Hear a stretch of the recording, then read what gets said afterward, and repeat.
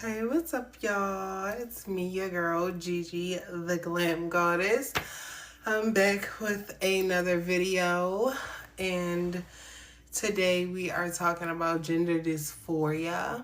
Um, yeah, y'all. So let's go ahead and get right on into it. It's no better time to talk about it other than now, right? While I am feeling a bit triggered, honestly, like within myself. Um, I just came from the pool to well, not just, but early I went to the pool. So, that's why I'm like, yeah, I'm looking like this right now. But, dealing with gender dysphoria, right? And being trans is something that we deal with. I would say daily. I'm not going to say talk for everybody, but for me personally, it's something that I do deal with on an almost daily basis. Even if it's just something small, I would say half the time, I forget about it, but it's those days where it comes up and that demon rears its ugly little head, and you start to just feel insecure. Like, you start to feel not that beautiful. You start to feel kind of masculine, I guess.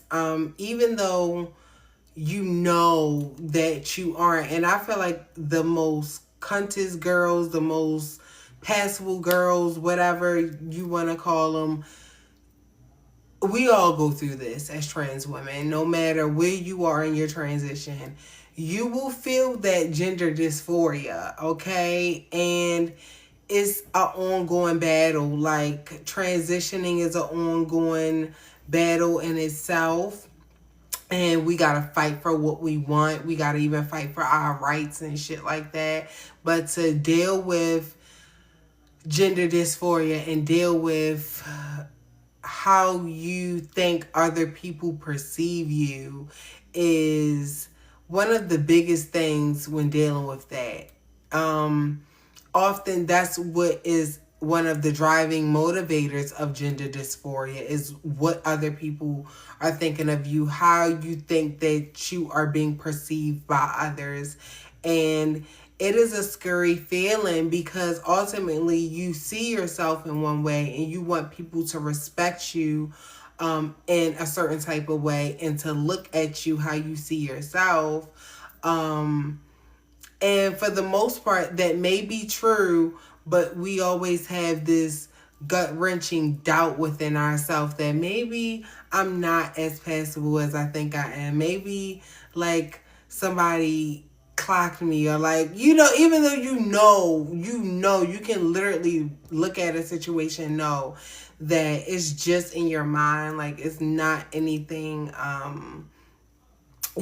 serious, is not your reality, but just feeling like, this burden on your shoulders when you're dealing with gender dysphoria. It's like a really big burden. It's like that monkey on your back that you can't shake. Like, no matter how, like, cunt passable you may get, like how far in your transition that you may get, it's always a little bit of doubt, just a little bit of self-doubt.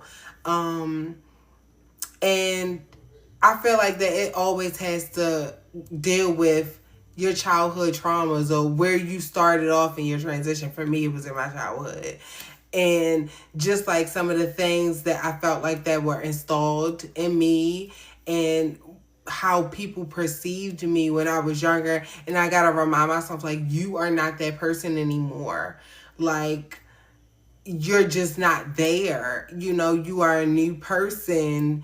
You feel me? And I feel like part of me, like my new identity and the old identity, is kind of like conflicting with each other, because it's like, on one hand, I see myself this way, but it's like I still feel like that old person, like, some of those insecurities, I would say.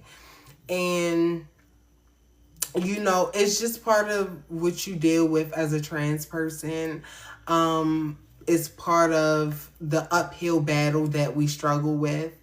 And it does get better. I just want to say that, like, it does get better. Like, everything that I have done to myself medically has helped. I just want to say that, like, I do not regret my transition whatsoever. When you're dealing with gender dysphoria, just for the bigots out there, for the people that are ignorant, when you're dealing with gender dysphoria, it has nothing to do with you regretting your transition or feeling like you made the wrong decision, right? It has everything to do with how you perceive yourself and how, most importantly, how you think others are perceiving you too.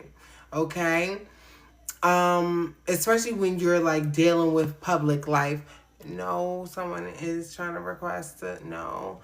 But yeah, especially when you're dealing with public life, like, you feel me? Like, you, it's just like this little bit of, it creeps up here and there. So a lot of times you will forget, but sometimes it just creeps up. Like, what if somebody, like, and it don't even be like reality. Like I said, lots of times you just feel like you may not feel your best that day. And we all go through it, but for us, we automatically turn those feelings inward and think that, oh, is somebody clocking me? Like, am I not? You feel me? And it's just really, it's really hard to talk about, and it's a really big struggle to deal with. Thank you, Uche, for the gifts. Thank you, guys. But yeah, like, it's just a lot, y'all. It's just a lot. And I just want any girl to know out there, like, it does get better, but you will still deal with it. Like, girl, and I think that's also part of self-acceptance when it comes to transitioning. It's to realizing that, baby, the race is really not given to the fastest or the strongest, but the one that can endure into the end. It's not just, a overnight thing. It isn't just like you get this surgery, you do this, and it's gone. The gender dysphoria is alleviated. You're fine. You're fixed now. Like, it does not matter. Like, that shit lingers. It stays there. And it's something that you have to work through all your life, just like an addict, right? An addict will forever be an addict. They'll deal with those things because they had that addiction before. They had that disease before. So all they can do really is just to manage that disease, to make sure it doesn't get out of hand the way it did. And I feel like for us that is similar, is that for us to manage our mental health and shit like that, we have to do things that align with how we want to feel and not pity ourselves so much, okay?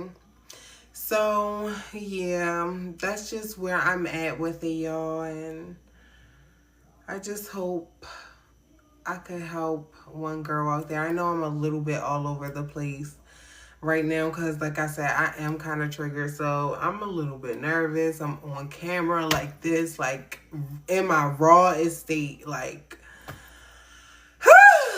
girl. Okay, the gender dysphoria is been eating me up, so I've been a little bit like scatterbrained when I get like this. But I just want to just come and show the real and the raw. And yes, and just show up for the girls that need it. Okay?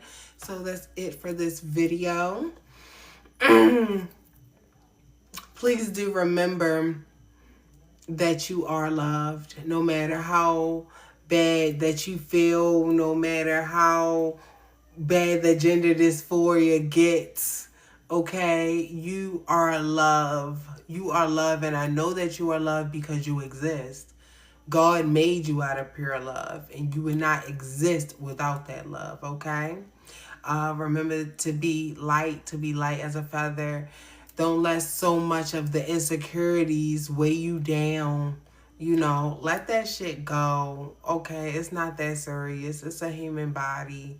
They come in all different shapes and sizes, and you are defined by your character, not by how you look, okay?